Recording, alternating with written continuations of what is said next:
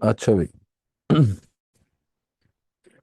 पहला क्वेश्चन तो वो कह रहा है कि आपने coordinates of the stationary point ढूंढने हैं और उनकी नेचर निकालने हैं। बहुत इजी है, dy/dx इक्वल्स टू जीरो करना है। तो dy/dx निकाल लो, ये 3x² हो जाएगा। x² की डिफरेंशिएशन 2x होती है, 9 की डिफरेंशिएशन 0 होती है, इक्वल्स टू जीरो। ये आ जाएगा 3x² minus 6x equals to zero. और फिर x कॉमन ले लो, तो यहाँ से दो वैल्यूज आ जाएंगी, एक 0 और एक 6/3 विच इज 2। ठीक है। उसने कोऑर्डिनेट्स मांगे हुए थे, तो ये अभी काफी नहीं है, y की वैल्यू भी निकालनी पड़ेगी। तो y is equal to x³ minus 3x² plus 9 जो है वो इक्वेशन है। ठीक है। कैलकुलेटर को यूज करें, कैलकुलेटर को यूज करके इसके अंदर डायरेक्ट सब्स्टिट्यूशन कर लें।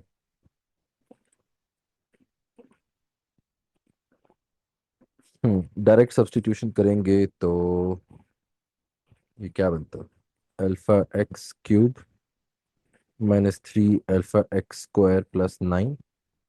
एक दफ़ा जो है वो ज़ीरो सब्स्टिट्यूट कर लें तो 9 आ जाएगा, और एक दफ़ा 2 सब्स्टिट्यूट कर लें तो 5 आ जाएगा। ये आपके कोऑर्डिनेट्स हो गए। ठीक है। इसके बाद अब नेचर निकालनी है। नेचर के लिए डबल डेरिवेटिव कर लें। d2y/dx2 इक्वल्स टू 3x² की डिफरेंशिएशन 6x हो जाएगी, और ये सिंपल 6 हो जाएगा। पहले इसके अंदर x is equal to zero substitute करें, तो d²/dx² माइनस 6 आएगा which is less than zero. फिर उसके बाद x is equal to 2 substitute करें, वहां से y की वैल्यू 6 आ जाएगी which is greater than zero. और बाय द वे लाजमी नहीं है कि दोनों सब्स्टिट्यूट करो, अगर एक प्रूफ हो गया कि एक मैंने मैक्सिमम होगा, और अगर एक प्रूफ हो गया कि मैक्सिमम है तो दूसरा ऑटोमेटिकली मिनिमम होगा। ठीक है, तो दोनों पॉइंट प्रूव करने की जरूरत नहीं है। हाँ, आंसर फाइनल जो है वो देख लो कैसे लिखना है।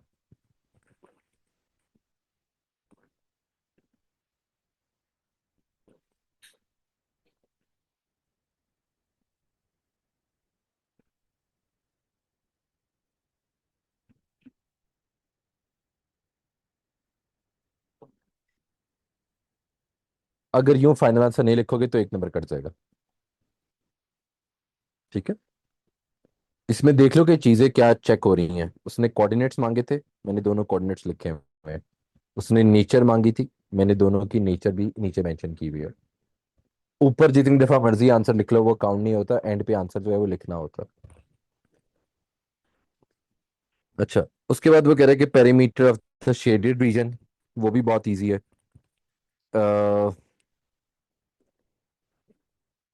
शेडेड रीजन के लिए रेडियस इज 9, तो ये जो रिमेनिंग छोटा सा पोर्शन है, this will end up becoming 12 - 9 3। ठीक है। जो ये वाली लेंथ है,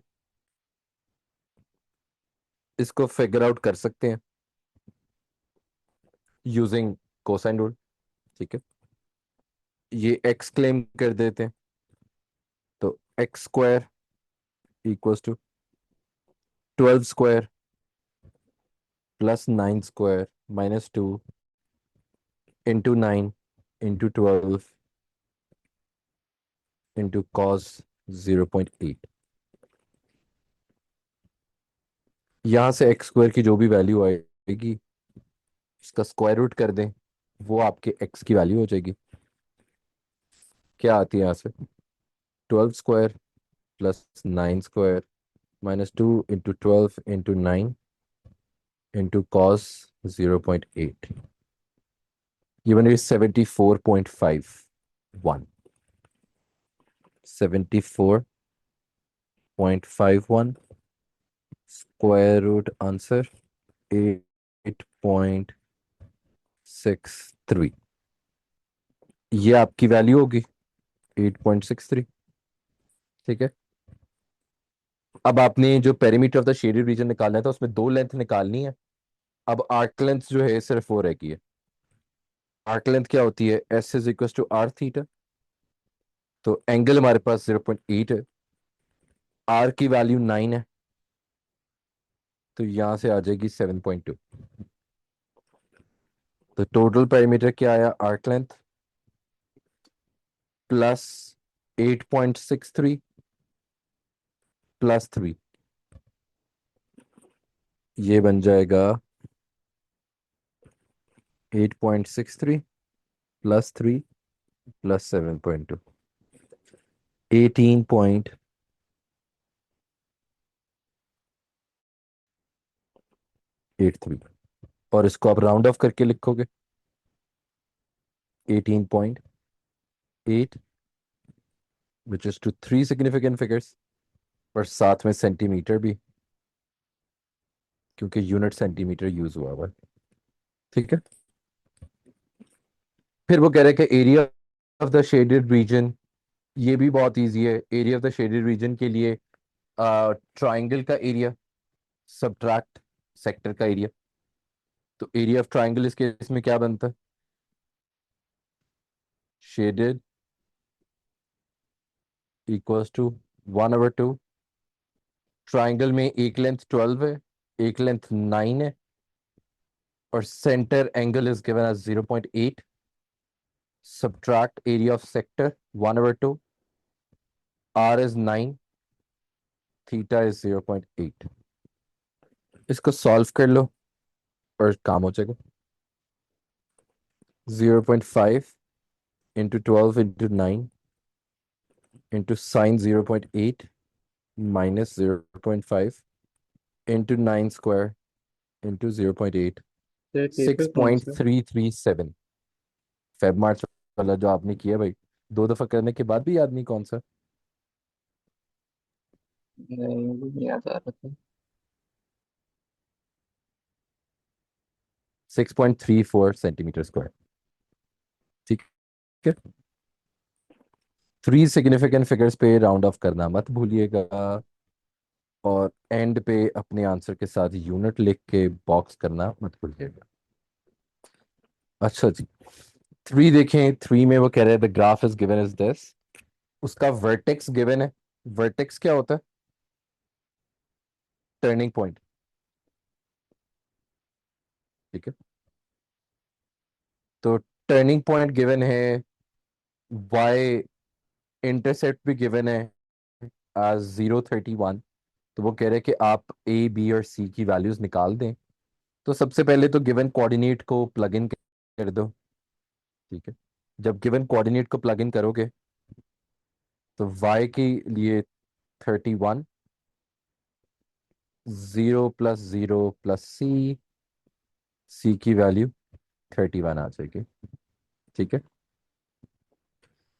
इसके बाद टर्निंग पॉइंट सिंस आपको 3 दिया हुआ है, तो अब अगेन यहाँ पर आपकी अपनी मर्जी है कि आप इसको कंप्लीटिंग द स्क्वायर मेथड से करना चाहते हो कि नहीं करना चाहते। ठीक है, अगर उससे करोगे तो मुझे लग रहा है कि क्वेश्चन शायद थोड़ा सा लंबा हो जाए। ठीक है, डेरिवेटिव के थ्रू करना चाहते हो तो वो भी एक पॉसिबिलिटी है जो एग्जिस्ट करती है। अगर उसको एक्सप्लोर करना चाहो तो उसको भी एक्सप्लोर कर सकते हो।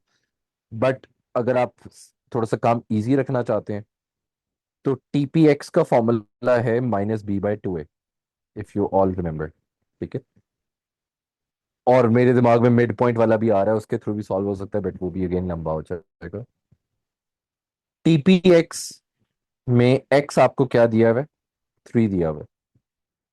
तो 3 = -b/2a, और यहां से आपके पास b की इक्वेशन बन गई 6a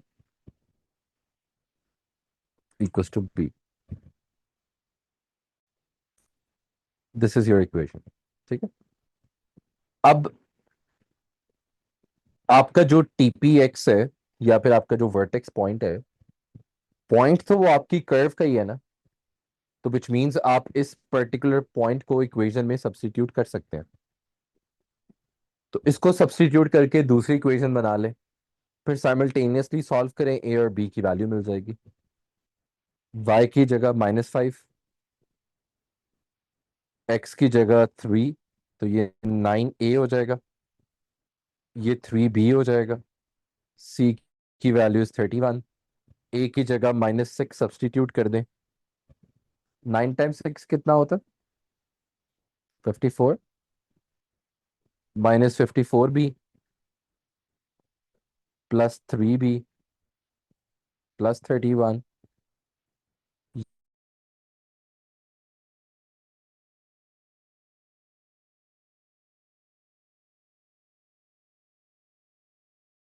और -51, negative negative will cancel out.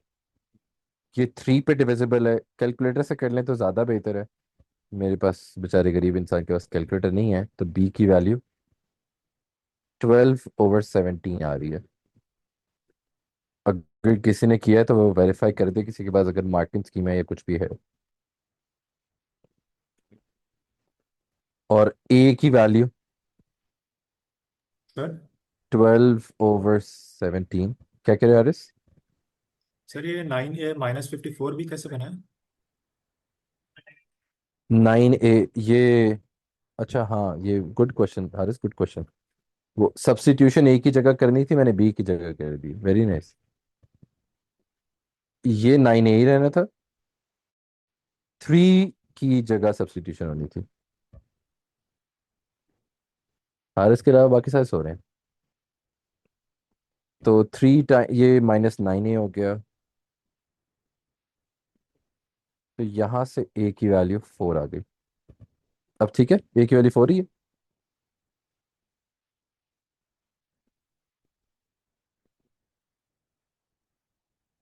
Haris 4 है। जी सर। ठीक है, तो अब आपके पास फाइनल आंसर जो है वो लिख दें। A = 4, B = -24, C = 31। ये आपका फाइनल आंसर। ठीक है। अब बी पार्ट में कह रहे हैं कि the graph is translated bye -2 and 7, equation of the translated graph लिख दें। एक्स की वैल्यू जो है वो सिर्फ एक्स के साथ इंटरेक्ट करेगी, जो वाई वाली वैल्यू है उसको बाहर प्लग इन कर देंगे। तो पहले इक्वेशन लिख लेते हैं कि इक्वेशन क्या बन रही है हमारी। इक्वेशन हमारी बनी थी 4x² -24x +31। जब ट्रांसलेशन वेक्टर को सब्स्टिट्यूट करेंगे तो x की वैल्यूज रिवर्ट हो जाएंगी, और x की वैल्यूज रिवर्ट होने के बाद क्या होती हैं? प्लस। तो x +2 होल स्क्वायर, x +2 +31, और बाहर 7 ऐड हो जाएगा। ठीक है, तो y = 4x² +4x +4 -24x -48 +31 +7। इसको सिंप्लीफाई कर लें, 4x² will be as it is, और -24 +16 इज -8x, एंड देन +16 +16 +31 +7 -48, 6। तो ऑल एंड ऑल जो है वो आपकी ट्रांसफॉर्म्ड इक्वेशन जो है, और ट्रांसलेटेड इक्वेशन ये बन रही है। हारिस ठीक है? जी सर। ओके। तो इसको अच्छा, सिंपलीफाई करने की जरूरत है या वैसे ही लिख दें जैसे ऊपर हाँ आपने हाँ लिखा है? हाँ हाँ हाँ, सिंप्लीफाई करने की जरूरत मैंने इसलिए महसूस की है क्योंकि उसने ओरिजिनल इक्वेशन दानियल इस फॉर्मेट में दी हुई थी, तो आई एम एज्यूमिंग कि मुझे अच्छा। आंसर भी इसी फॉर्मेट में देना पड़ेगा, इसलिए मैंने कर लिया। हो सकता है मार्किंग स्कीम में नहीं तो दूसरा अगर मैं भी अलाउ किया सिंपलीफाई हो, बट किया मेरी तो यार मेरे अकॉर्डिंगली अगर सिंप्लीफाई नहीं करो तो एक नंबर कटना चाहिए, बट अगेन वही बात है कि पेपर में मार्किंग स्कीम तो है नहीं आपके पास, तो आप कोशिश करते हो कि जहाँ जहाँ अवॉइड कर हम्म, सको वहाँ वहाँ कर लो। तो this is one of the situations जहाँ पर अवॉइड करने की कोशिश है। अच्छा जी, f of x equals to y, तो y x minus three, two x plus one, तो ये हो जाएगा y x minus two x equals to three y plus one. X यहाँ से कॉमन आ जाएगा, it will become three y plus one divided by y minus two. ठीक है, और अब इसके accordingly x is equals to F inverse of y, तो वो यहाँ पर सब्स्टिट्यूट हो जाएगा,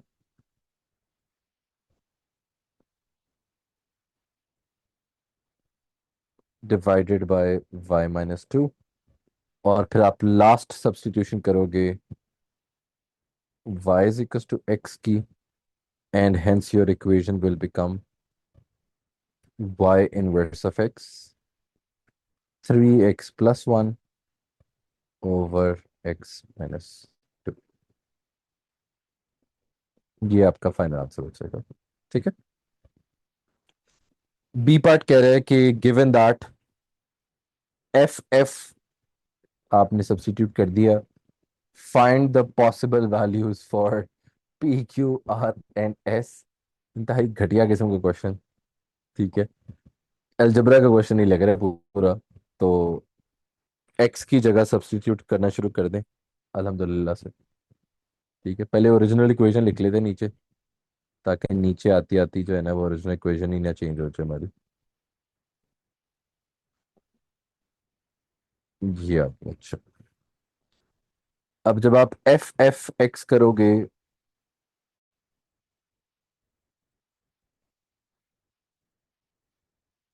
तो दैट वुड मीन कि आप कह रहे हो टू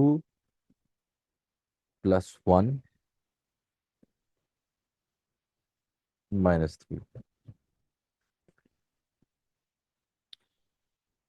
तो two x plus one over x minus three, two x plus one x minus three. ठीक है, अब नीचे भी एलसीएम ले लो, ऊपर भी एलसीएम ले लो। ऊपर टू से मल्टीप्लाई कर दो तो ये हो जाएगा four x plus two plus x minus three, and whole denominator x minus three. ठीक है, डिनोमिनेटर में भी ऐसा ही, two x plus one minus three x minus three, whole divided by x minus three. अब माशाल्लाह ये दोनों कैंसिल आउट हो जाएंगे, बाकी सिंप्लीफाई कर लो, तो this will end up becoming four x plus X five X minus one divided by two X minus three x minus X and three plus one four. इधर से आपकी p की वैल्यू बनी फाइव, q की value बनी minus one, r की value हुई four, and s turned out to be negative one. किसी के पास सर आंसर्स हैं, वैल्यूज हैं, तो काइंडली जरूर चेक करो। यस हारिस, डिनोमिनेटर में माइनस थ्री को माइनस थ्री से मल्टीप्लाई करेंगे तो ये वन प्लस नाइन नहीं बनेगा, और की वैल्यू टेन बनती है। नाइन हो जाएगा, नाइन प्लस टेन होनी चाहिए फिर। यस, ये टेन हो गया। ठीक है, ये भी टेन और ये भी टेन। ओके हो गया हारिस। ठीक है, हाँ ठीक है, ओके। फिर आगे वो कह रहे हैं कि आपने आइडेंटिटी प्रूव करनी है, बहुत ही इजी। लेफ्ट साइड पे एलसीएम ले लें, न्यूमरेटर में वन प्लस साइन थीटा आ जाएगा, दूसरी तरफ वन माइनस साइन थीटा आ जाएगा, और डिनोमिनेटर में ए स्क्वायर माइनस बी स्क्वायर लग जाएगा, which is sine square theta. ठीक है, ये लेफ्ट हैंड साइड पे हमने एलसीएम ले लिया। Sine theta will cancel out. 1 + 1 is 2, और 1 - sin² कॉस स्क्वायर की आइडेंटिटी होती है। तो ये आपकी राइट हैंड साइड होगी। ठीक है, फिर नीचे कह रहा है आपने एंगल फाइंड करना है। अब सब्स्टिट्यूशन अंधेवा नहीं कर देते, तो प्लीज एक दफा देख के सब्स्टिट्यूशन करना। अब देखो, जो पहले ऊपर वाली ओरिजिनल इक्वेशन थी उसमें यहां पर 1 और 1 था। दिस टाइम अराउंड हमारे पास 3 और 3 है। तो थ्रीज को बाहर ले जाओ, तो ब्रैकेट में 1 - sin θ, 1 + sin θ इक्वल्स टू 12 हो जाएगा। और अब ब्रैकेट वाले पार्ट की जगह वी कैन सब्सटीट्यूट 2 cos² θ, और 3 उधर जाके डिवाइड हो गया 12/3। ठीक है, अब क्रॉस मल्टीप्लाई कर दो, वो 4 हो जाएगा, तो वो यहां पर आ जाएगा। cos²θ, 2 × 1 = 2, 2 × 2 = 4। cos θ की वैल्यू आएगी ±1/√2। प्लस माइनस को आप इग्नोर कर दें क्योंकि इसका पर्पस सिर्फ क्वाड्रेंट्स है। तो बेसिकली वो कह रहा है कि आप first and fourth quadrant, second and third quadrant, ये सारे कंसिडर करने हैं, but it also depends on the angle as well. जो आपको यहाँ पर सारे दिए हुए हैं, विच मीन्स आप सारे कंसिडर कर लोगे। तो कॉस इन्वर्स करने से पहले इसको कॉस अल्फा में कन्वर्ट कर लें, 1/√2। कॉस इन्वर्स करोगे, I think this turns out to be 45 degrees. Check कर लेना, मैं कैलकुलेटर के बगैर कर रहा हूँ। फिर सेकंड क्वाड्रेंट की वैल्यू 180 माइनस होगी, विच इज़ 135। फिर 45 प्लस हो जाएगा 225, और फिर सब्ट्रैक्ट हो जाएगी, विच इज़ 315। मेरे अकॉर्डिंगली ये आंसर्स आ रहे हैं विदाउट कैलकुलेटर। अगर आप बस कैलकुलेटर है तो चेक कर लें कि आंसर्स ठीक है या गलत। जी हारिस भाई, आंसर्स यही हैं। जी सर। ओके, दानियल को पेपर तो आपने भी किया हुआ है ना? जी जी सर। उसके बाद क्वेश्चन नंबर 6 आ जाए। वो कह रहे हैं कि आपने सेंटर और रेडियस निकालना है। आई थिंक बहुत ही इजी है। सेंटर जो है वो तो बेचारे का 0 0 है, क्योंकि कंप्लीटिंग द स्क्वायर फॉर्म करनी होती है। वो already completing the square form में है, तो 0 0 इसका सेंटर हो जाएगा। रेडियस आपका स्क्वायर रूट होता है, तो √45/4 अगर आप इसको कैलकुलेटर में डालोगे तो वो आई थिंक आपको 3√5/2 देगा, if I am not wrong. But अगर आप √45/4 भी लिख देते तो वो भी ठीक है। ठीक है, फिर बी पार्ट कह रहा है कि जो लाइन है आपकी वो इंटरसेक्ट कर रही है। आपने ए और बी का एग्जैक्ट डिस्टेंस निकालना है। वो distance without finding the coordinates तो नहीं निकल सकता। तो टेक्निकली वो आपको साइमल्टेनियसली सॉल्व करने का कह रहे हैं, एंड एंड पे एक एक्स्ट्रा स्टेप मांग रहे हैं कि भाई आप सब्स्टिट्यूशन भी कर ही दें, तो मेहरबानी है आपकी। तो यहाँ से हमने इक्वेशन को सब्जेक्ट बना लिया। Then x² plus 1.5 minus X whole square is equal to 45/4। इसके अंदर सब्स्टिट्यूशन, अब वो एक्सपेंशन कर दें, ये हो जाएगा x² plus x² -3x plus 2.25, again if I am not wrong, और 45/4 111.25 होता है।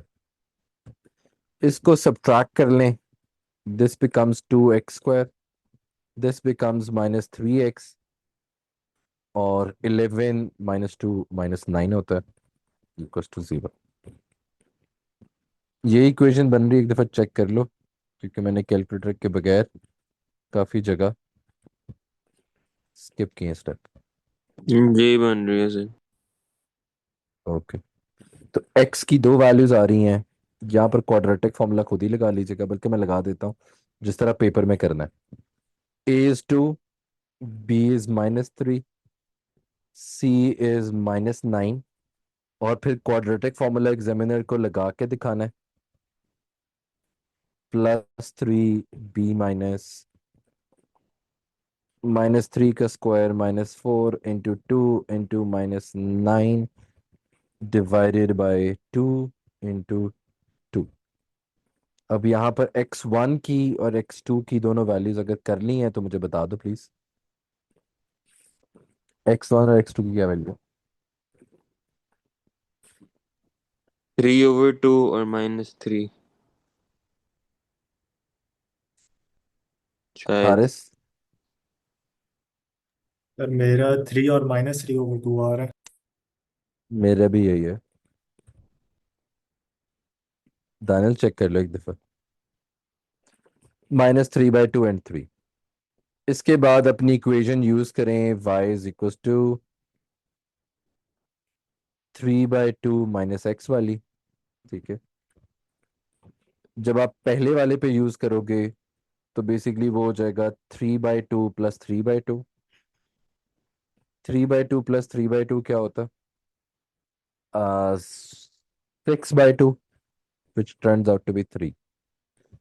और जब इस पे करोगे तो ये आ जाएगा -1.5। तो आपके दो कोऑर्डिनेट्स आ गए हैं। उन्होंने कोऑर्डिनेट्स आपसे नहीं मांगे, तो वो आपका आंसर भी नहीं है। उन्होंने आपसे एग्जैक्ट डिस्टेंस मांगा हुआ है। तो एग्जैक्ट डिस्टेंस का मतलब ये है कि आपने सर्ड फॉर्म में देना है। तो हेंस डिस्टेंस आपका क्या बनेगा? x2 -x1, 3 minus -3/2 whole square plus y2 -y1 whole square. इसको सिंप्लीफाई कर लें तो ये आपके पास आ जाएगा 3 + 3/2 whole square plus -3 - 3/2 whole square. हाँ। अच्छा, मेरा आ रहा है 9√2/2। अगर यही है तो बता दो प्लीज।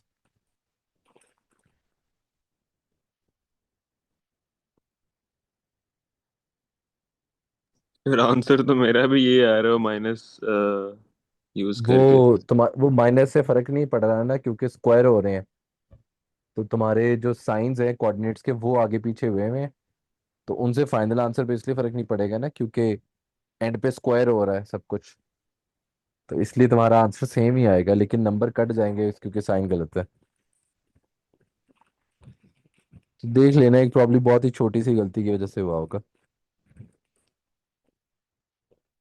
अच्छा, क्वेश्चन 7 देखें। उसमें इक्वेशन ऑफ द कर्व उसने आपको बताई हुई है, y in terms of x निकालना है। अब अगर आपको याद हो तो मैंने आप लोगों को ये स्पेसिफिकली बताया था कि ये आप लोगों ने ध्यान से करना है, क्योंकि आपके पास मल्टीपल जो इक्वेशंस हैं वो आप सॉल्व नहीं कर सकते। ठीक है। बट अगर आपके पास पावर 2 आ जाए तो that would most probably means के आपने उसको एक्सपैंड करके, सिंप्लीफाई करके फिर इंटीग्रेट करना है। तो इसमें भी आप यही करोगे, dy/dx को पहले एक्सपैंड कर लो, which will turn out to be x² -6x +9 divided by √x divided by √x divided by √x। और जब इसको सिंप्लीफाई करोगे तो ये हो जाएगा 3/2, ये हो जाएगा 1/2, और ये हो जाएगा -1/2। अब इसको इंटीग्रेट करें, और जब आप इसको इंटीग्रेट करोगे तो ये y बन जाएगा इंटीग्रेशन में +1 divided by the new power, +1 divided by the new power, +1 divided by the new power, and then +c। ठीक है, सब्स्टिट्यूशन कर लें और सिंप्लीफाई कर लें, तो y एज इट इज 5/2 2/5 हो जाएगा, 3 and 6 विल कैंसिल आउट, नीचे वाला 2 ऊपर जाके मल्टीप्लाई हो जाएगा, तो ये आ जाएगा। फिर 1/2 भी फ्लिप हो जाएगा, दैट इज 18 x⁻1/2। अब पॉइंट्स प्लग इन करें as per the given points, y is 7, x is 4,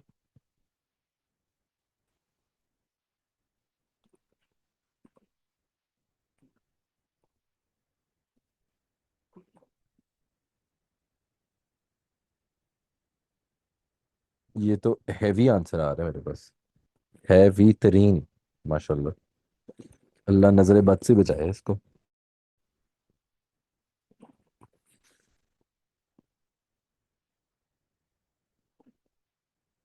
2/5, 4, 2.5, 4, 1.5 +18, 0.5। Right side पे मेरे पास जो बन रहा है, मैं उसकी बात ना ही करूं तो बेहतर है। मैं डायरेक्ट आंसर बताता हूँ, मुझे बता देना कितना गलत है। ये बन रहा है -49/5।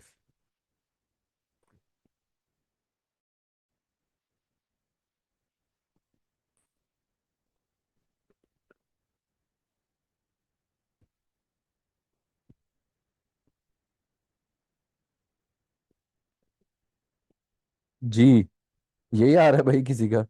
अगर आ रहा है तो प्लीज यार मुझे खुशखबरी दे दें। फिर यही आ रहा है। यार, ये तुम्हारा मार्किंग स्कीम है?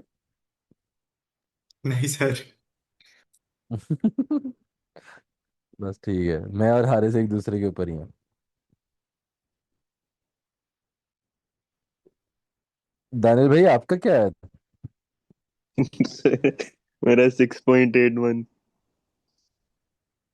6.81? ये कौन सा आंसर है? सी सी सी को 6.81। हाँ हाँ, मुझे पता है। यहाँ पर तो 9.8 आ रहा है, 6.81 तो नहीं। फिर सी मैंने वो नहीं किया था, आपने x-3 को पहले एक्सपैंड कर दिया ना, मैंने एक्सपैंड नहीं किया था, सीधा इंटीग्रेट कर दिया था मैंने। अच्छा, आगे क्वेश्चन कह रहे थे equation of the different curve is also this, this curve instead passes from 4K। ठीक है, आपने describe in terms of K the transformation that maps curve C onto curve D। ये क्या घटिया किस्म का क्वेश्चन है। अच्छा, वो कह रहा है कि इक्वेशन तो दोनों की सेम है। ठीक है, वो जो आपकी कर्व है वो 4, K से पास कर रही है। ठीक है, वो 4, K से पास कर रही है। आपकी जो पुराने वाली कर्व है 4, 7 उसकी तरह पास नहीं कर रही। तो आप इन टर्म्स ऑफ ट्रांसफॉर्मेशन बता दें कि क्या लिखेंगे। जी भाई, कोई मेरे साथ तुक्का मारना चाहे तो you are more than welcome. Answer मुझे ट्रांसलेशन पता है। होगी। वो तो वाह वाह वाह, वो तो मुझे भी पता है भाई। ये तुक्का नहीं वेक्टर सही। आंसर 0 बता, के आंसर होगा। वाला। 0K? एक्स एक्सिस पे 0 नहीं होगा और वाई एक्सिस नहीं पे के नहीं होगा, क्योंकि वाई की वैल्यू चेंज हो रही है हमारी। नहीं, नहीं हारिस, अनफॉर्चुनेटली नो। जी दानियल भाई, आपने क्या लिखा था? दानियल, मुझे लग रहा है तुम्हारे पास मार्किंग स्कीम भी है। फिर मैंने छोड़ दिया था। जी मैं निकाल लेता हूँ मार्किंग स्कीम, मुझे अब्दुल्ला ने भेजी थी। हाय हाय। अच्छा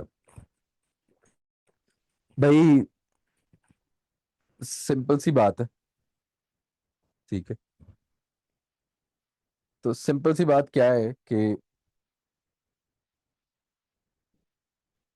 ट्रांसलेशन हुई है, वो तो हारिस ने भी बता दिया, वो तो हमें ऑलरेडी पता है। तो ट्रांसलेशन लिखने का एक नंबर मिल गया। और ट्रांसलेशन हुई भी सिर्फ वाई एक्सिस में, एक्स एक्सिस में नहीं हुई। तो ये हो गया, ठीक है। अब आपने क्या करना है, उसका वाई कोऑर्डिनेट जो पहले वाली का है, वो वाई कोऑर्डिनेट है 7, ठीक है। तो अब वो 7 से के पर शिफ्ट हो गया, ठीक है। वो 7 से के पर शिफ्ट हो गया। तो k-7 की ट्रांसलेशन हुई होगी। एग्जाम्पल देखो, लेट्स से जो ओरिजिनल का 7 था, उसको 8 बनाना है। तो हमारे 7 से 8 कितनी ट्रांसलेशन हुई है? +1। तो यहां पर अगर 8 सब्सटीट्यूट करो, तो वो +1 में शो हो रहा है, ठीक है। और सिमिलरली अगर एक और रैंडम ट्राई करना चाहो कि लेट्स से उसको 7 से मूव करवाया -2 पे, ठीक है। 7 से मूव करवाया -2 पे, तो के की वैल्यू मैं कह रहा हूं -2 है, which means a translation of -9, which again make sense कि 7 से -2 पर जाने के लिए -9 करनी पड़ेगी। तो थोड़ी सी अनयूजुअल सी इक्वेशन है ये k-7 वाली, तो उस पे परेशान नहीं होना। जी हारिस भाई, कोई question? No sir. Daniyal, answer check करो तो बताना। अच्छा। यही है साइड, लेकिन समझ नहीं आई।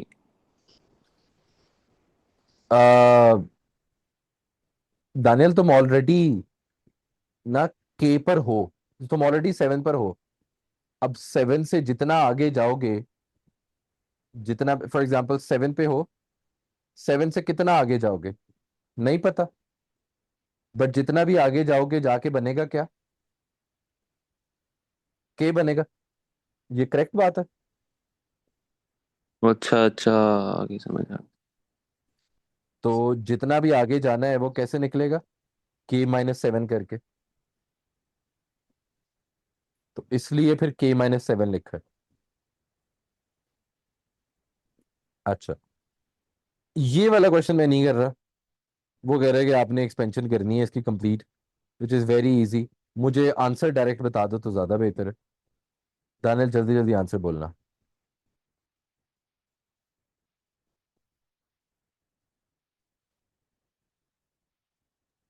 243 है। आगे। एक सेकंड सर, मैं मार्किंग दानियल, स्कीम खोल लूँ मेरा। 16x⁻⁴ आगे। -96x³ -96 x³ आगे। +216x² 216 x² -216x। x भी 216 है।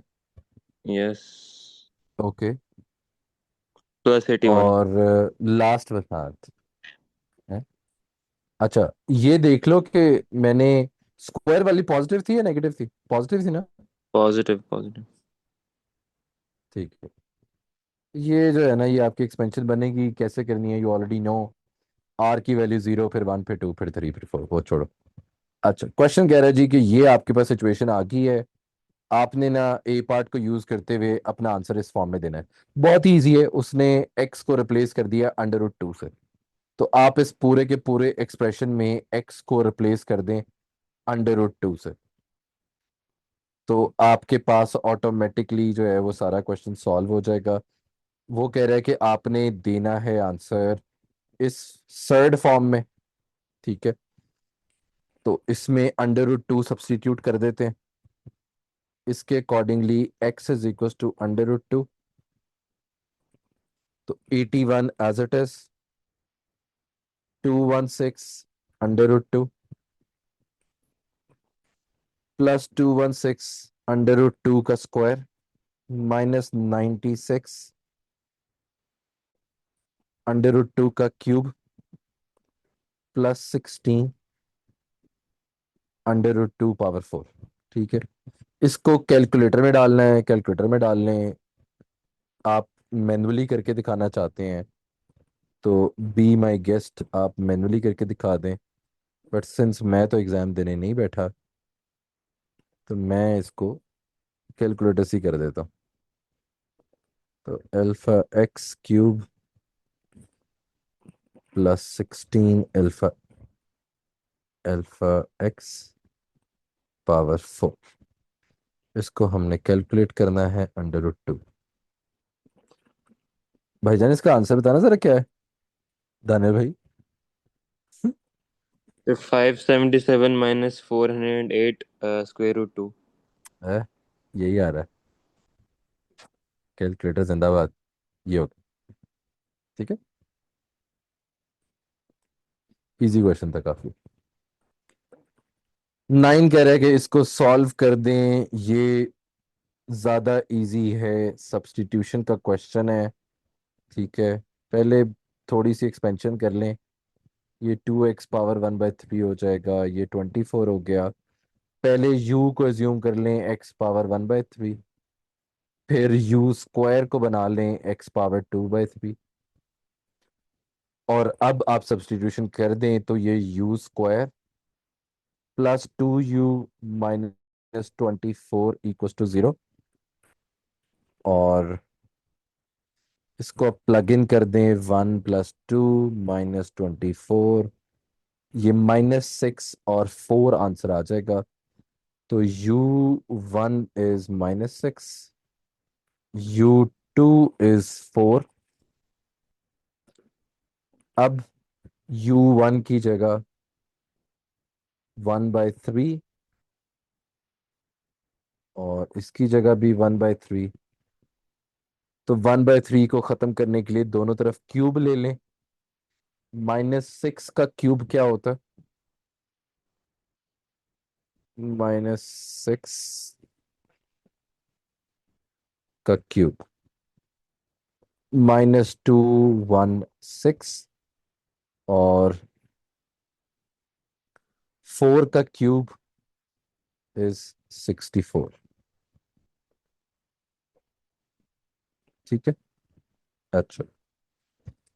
क्वेश्चन नंबर 10 कह रहे हैं seventh term of an arithmetic progression is 77।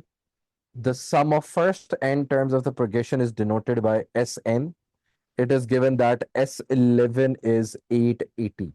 ठीक है, seventh term of the arithmetic progression का मतलब क्या है कि T7 is 77, where A plus 7 minus 1D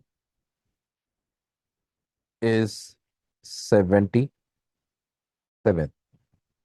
That is your equation number 1। ठीक है, उसके बाद इक्वेशन नंबर 2 बनेगी S11 से। S11 is equal to T would mean 11/2, 2A plus 11 minus 1D। ठीक है, आप 11 को उधर जाके डिवाइड कर दें, ये 80 बन जाएगा। 2 को उधर जाके मल्टीप्लाई कर दें, ये 160 हो जाएगा. This will be 2a and this will be 10d. That is your equation number 2. Equation number 1 को साइमल्टेनियसली सॉल्व कर लें, इसको मल्टीप्लाई बाय 2 करें. तो ये 77 मल्टीप्लाई बाय 2 कितना होता है? 140, 154. वो 2a प्लस 12 आएगा. This cancels out. This becomes minus 2d and 6. d comes out to be minus 3. d की वैल्यू -3 है. a की वैल्यू निकालने के लिए इक्वेशन नंबर 1 यूज कर लें. 77a plus 6 minus 3. 6 minus 3 is minus 18. 77 plus 18 is going to be, if I am not wrong, 95 बनता. Verify कर दो प्लीज. दानियल मार्किंग स्कीम है तो वेरीफाई करते जाओ, ठीक है. इसके बाद वो कह रहा है कि आपने 20th term of the progression निकालनी है, which is basically T20. T20 cricket नहीं खेलने लग जाना. A plus 20 -1 into D. Daniyal answer ठीक थे ए और डी के? 95 प्लस 19. अच्छा ठीक थे. हारिस आपका भी यही है बेटा? जी sir. 95 subtract 3 times 19, which turns out to be 38. तो T20 की वैल्यू जो है वो 38 आ गई. That is exactly what they wanted us to find, और हमने फाइंड कर दिया. ठीक है. फिर उसके बाद बी पार्ट में वो कह रहे हैं कि find the smallest number of n such that the sum of terms should be less than 50. ठीक है. सेम क्वेश्चन की बात हो रही है, तो SN लगा दो यहां पर. n/2. A is 95 plus 2 times 95, sorry. 2 times 95 plus n minus 1 into d की वैल्यू इज -3 लेस देन 50. ठीक है. 2 को उधर जाके मल्टीप्लाई कर दो, वो 100 हो जाएगा. ठीक है. लेफ्ट साइड पे एक्सपेंशन कर लें. 2 times 95 is 190. तो ये बन जाएगा 190 -3n स्क्वायर प्लस 3n. सब कुछ राइट हैंड साइड पे मूव कर दें. तो 0 less than 100, sorry 0 less than 3n square 193n plus 100. इसको इक्वल्स टू में कन्वर्ट कर लें.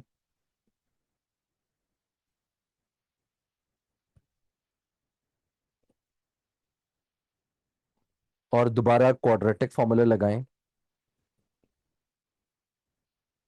और क्वाड्रेटिक फॉर्मूला के थ्रू इसकी जरा वैल्यूज निकालें. 3 -193 एंड 100. भाई ये क्वेश्चन ही गलत लग रहा है मुझे. ये मुझे पिछली वाली वैल्यूज वेरीफाई करके बताओ कि ठीक है कि गलत है. दानियाल बेटा पिछली वाली ठीक है वैल्यूज सर, वेरीफाई आपके करके इसका क्या बताओ. आंसर आ रहा है? 0.52 और दूसरा पॉइंट जो है एन का वो 63.8 है. ये मार्किन स्कीम में भी ये लिखा हुआ है. जब मार्किंग स्कीम निकली नहीं है, किसी का सॉल्व पेपर है, कोई अब्दुल्ला ने भेजा था. तो भाई ये गलत है ना, तो ये हो ही नहीं सकता. नंबर ऑफ टर्म्स डेसिमल में चली गई हैं. नंबर ऑफ टर्म्स पर डेसिमल उसे में राउंड कैसे ऑफ जा नहीं सकती करेंगे, हैं? लेकिन उसने कहा है कि स्मॉलेस्ट नंबर ऑफ टर्म्स, तो इसे राउंड ऑफ करेंगे। लाइक इसकी या तो फ्लोर लेंगे या इसका सीलिंग हाँ लेंगे, मतलब इस राउंड तरह ऑफ क्वेश्चन कर में लगाया देंगे, हुआ है। वो तो मुझे भी पता है, वो तो मैं भी कह रहा हूँ कि राउंड ऑफ कर देंगे, बट 0.5 आनी नहीं चाहिए थी पहले। मतलब वो कह रहे हैं कि एक टर्म का सम हो जाएगा, which is not a possibility. Again it make sense कि मैं उसको राउंड ऑफ कर दूंगा, वो बात खत्म हो जाएगी। बट बड़ी वियर्ड सी बात है कि वो डेसिमल जो है वो एक्सेप्ट कर रहे हैं, मतलब आ रहा है। तो मैं इस बात पे हूँ थोड़ा सा परेशान। अच्छा जी, आपके एन की दो वैल्यूज हैं यहाँ पर। मेरे कैलकुलेटर में एक वैल्यू है 63.8, ठीक है, और दूसरी वैल्यू है मेरे पास एन की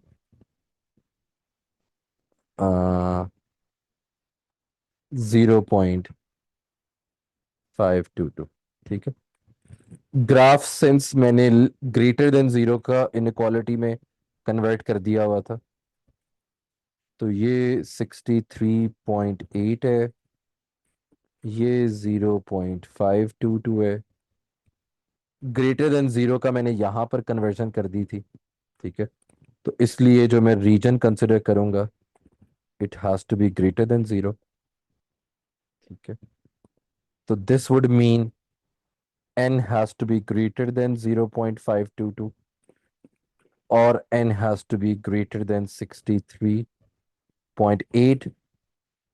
अब जो आपकी ये वाली वैल्यू है, क्या कहते हैं इसे, 52 वाली, ये तो पॉसिबल नहीं है। इसका मतलब ये n इज इक्वल टू 1, ठीक है। ये वाली आपकी वैलिड वैल्यू है, आपकी टर्म्स डेसिमल में हो नहीं सकती, which means n is equal to 64 would work the best, ठीक है। और ये कैसे पॉसिबल है, सिंस आपके पास टर्म्स नेगेटिव में जा रही हैं इवेंचुअली, क्योंकि डी की वैल्यू नेगेटिव है, तो आप इतनी हायर पोजीशंस पर जाकर आपकी नेगेटिव वैल्यू इतनी बड़ी हो जाएगी कि वो निगेट कर देगी आपको। अगर आप फिर भी एहतियातन चेक करना चाहते हो,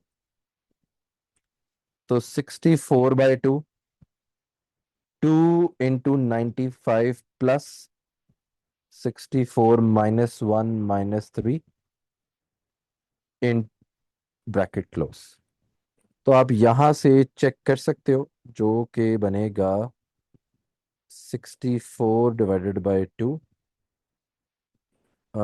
2 × 95 प्लस 63 × -3, ये बनता है 32,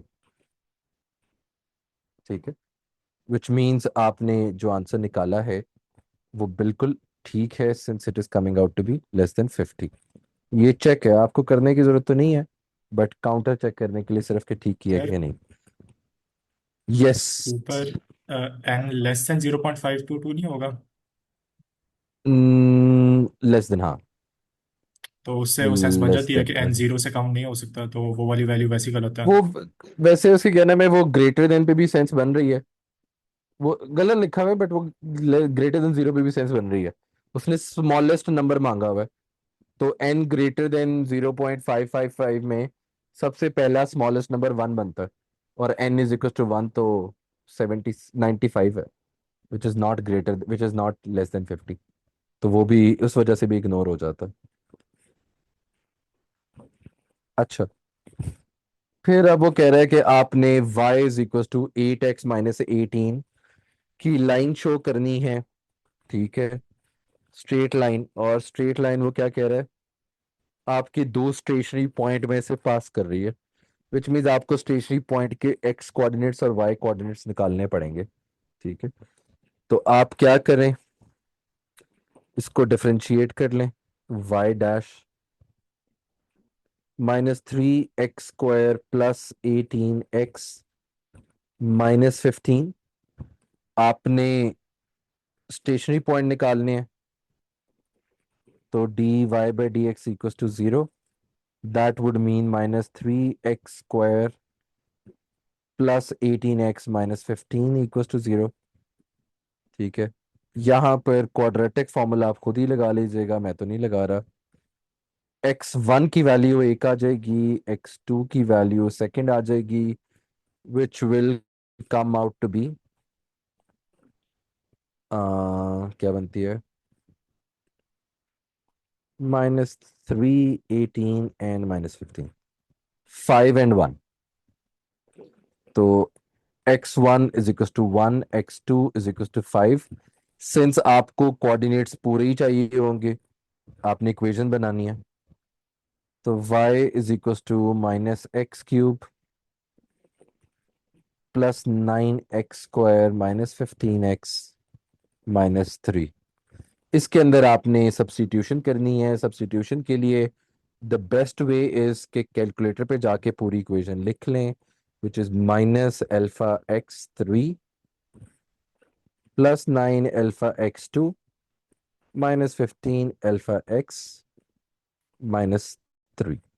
तो पहले कैलकुलेट करना है 1 पे, which is coming out to be -10।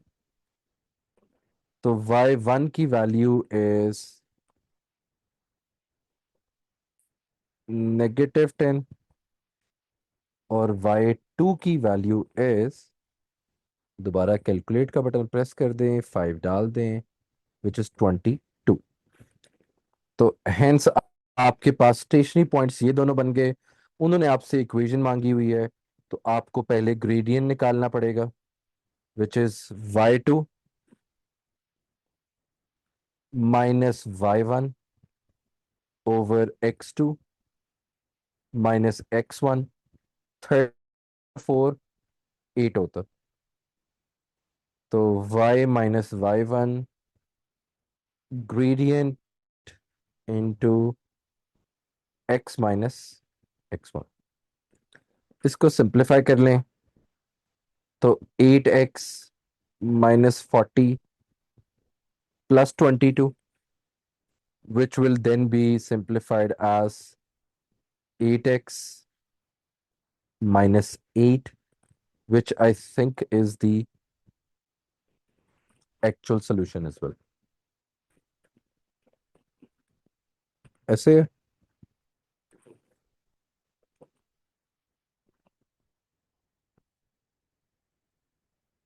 ठीक है। अच्छा जी, आगे चलें। अगला पार्ट क्या कह रहे भाई? अगला पार्ट कह रहा है कि आप वेरीफाई कर दें कि x = 3 पे कर्व जो है वो स्ट्रेट लाइन को मीट करती है। Verify that the curve also meets the straight line when x is equals to 3. Curve also meets the straight line when curve is equals to 3। Basically वो कहना चाह रहा है कि यहाँ पर भी आपकी लाइन मीट करती है। तो आप कर्व में भी 3 सब्स्टिट्यूट करें, लाइन की इक्वेशन में भी 3 सब्स्टिट्यूट। अगर दोनों की y वैल्यू सेम आ गई है, दैट मीन्स कि वो जो क्लेम करना चाह रहे हैं भाईजान, वो क्लेम ठीक है। अगर वो नहीं होता तो क्लेम गलत है। तो y = 8 into 3 minus 8, which is 16। अब जो ओरिजिनल लाइन की इक्वेशन है उसके अंदर भी x = 3 सब्स्टिट्यूट करें तो y = 16 आना चाहिए। एक दफ़ा मुझे करके बता दो 16 आता है कि नहीं आता। मैं पूरी इक्वेशन दोबारा कैलकुलेटर पे नहीं बना रहा, बहुत ही लंबा काम हो जाएगा। प्लीज।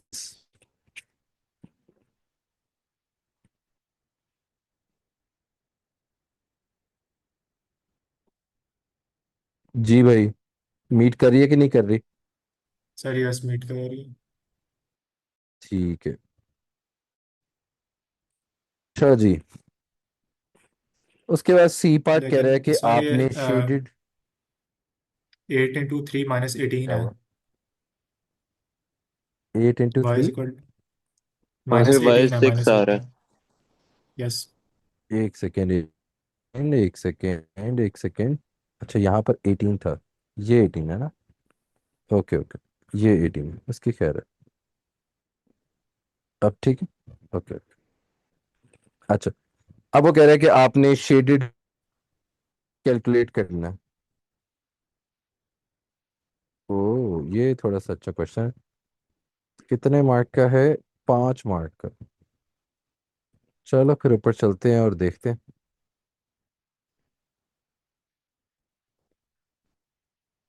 अच्छा जी। तो टेक्निकली वो आपसे ये रीजन कैलकुलेट करने को कह रहा है। ठीक। अब आपके जो रीजन है, अगर आप देखो तो दो जगह पर इंटरसेक्शन हो रही है। एक 1 to 3 पर हो रही है, ठीक है, और एक 5 to 3 पर हो रही है। अगर आपको याद हो तो पहले आपने इंटरसेक्शन पॉइंट जो फाइंड किए थे, यहाँ पर 1 था और यहाँ पर 5 था। ठीक है।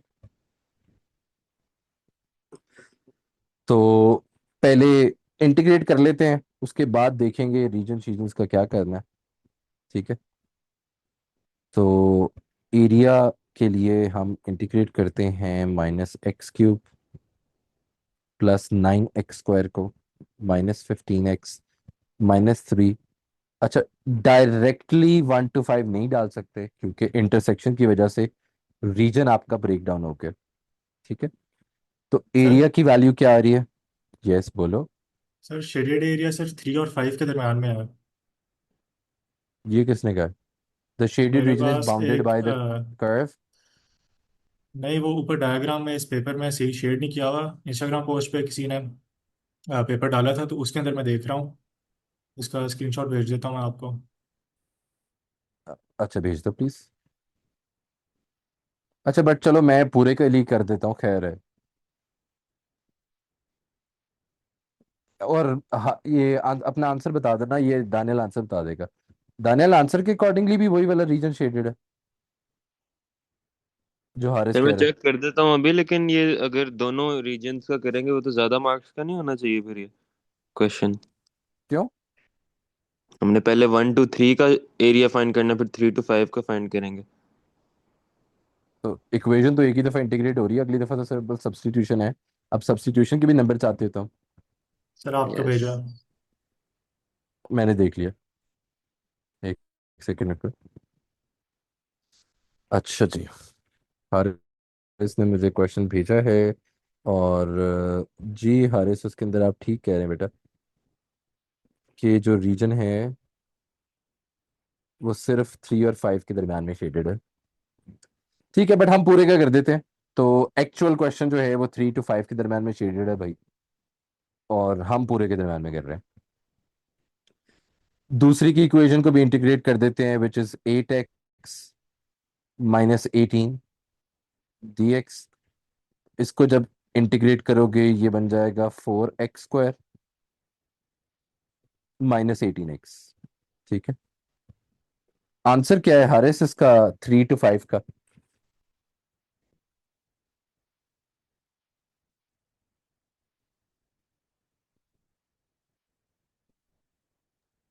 Sir 4 unit square. ठीक है। तो पहले हम इक्वेशन 1 के अंदर डालते हैं 5 to 3। ठीक है। फिर हम इक्वेशन 2 के अंदर डालते हैं 5 to 3। यानी 5 to 3 इसलिए लिखा है क्योंकि मैं इंडिविजुअली नहीं डालूंगा, मैं पूरी की पूरी इक्वेशन कैलकुलेटर में बना के पहले x = 5 की वैल्यू, फिर x = 3 की वैल्यू, फिर x = 5 की वैल्यू, x = 3 की वैल्यू, दोनों वैल्यूज को सब्ट्रैक्ट कर दूंगा ताकि कोई मसला ना रहे। अच्छा जी। और फिर उसके बाद हम यही सेम लॉजिक यूज करेंगे दूसरे सेक्शन के साथ, जिसमें हमने वैल्यूज प्लग इन करनी है। एक्स के लिए प्लग इन करनी है हमने 1 to 3। तो ये हो जाएगा, चेंज कर देते हैं वैल्यूज। फिर वैल्यूज होंगी 1 to 3, 1 to 3। पहले वैल्यू 3 की, फिर वैल्यू 1 की, फिर वैल्यू 3 की, फिर वैल्यू 1 की। तो अब इसीलिए इक्वेशन हमने पहले इंटीग्रेट कर ली थी, ताकि हम ये काम कर सकें कि कैलकुलेटर पे जाकर एक ही दफ़ा इक्वेशन बनाएं और सारी वैल्यूज जो है ना उसके अंदर प्लग इन कर सकें। तो अब मैं कैलकुलेटर के अंदर जाके इक्वेशन बना रहा हूँ, -α x⁴ divided by 4 +3 α x⁴ -7.5 α x⁴ -3 α x। अब इक्वेशन बन गई है, पहले 5 डालते हैं। 5 के ऊपर आ रहा है 16.25, ठीक है। फिर 3 डालते हैं, 3 के ऊपर आ रहा है 15 पॉइंट,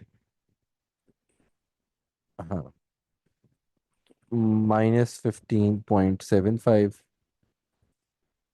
-15.75, और 1 भी डालें तो 1 के ऊपर आ रहा है -7.75।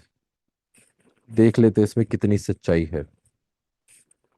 फिर 4 α x² -18 α x, पहले 5 डालते हैं दूसरी इक्वेशन में, यहाँ से आ रहा है 10। फिर डालते हैं 3, यहाँ से आ रहा है -18, ठीक है।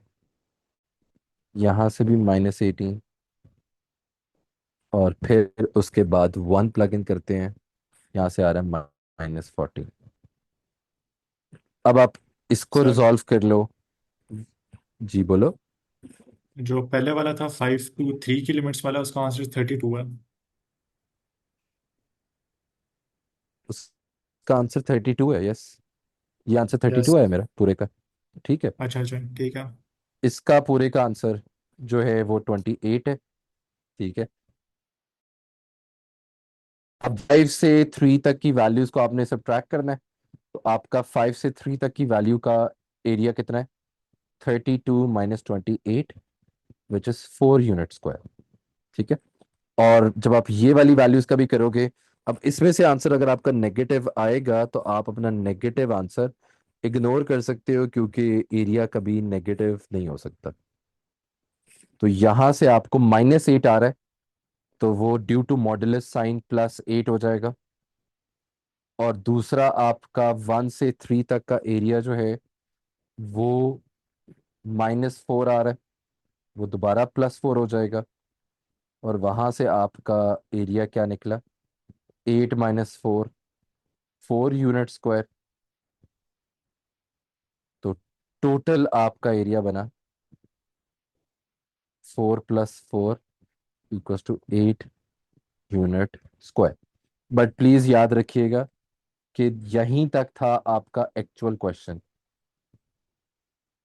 ठीक है। बाकी वाला हमने किया है कि अगर कोई करना चाहता है कि क्या होता अगर पूरा शेडेड होता, तो ये होता अगर पूरा शेडेड होता तो,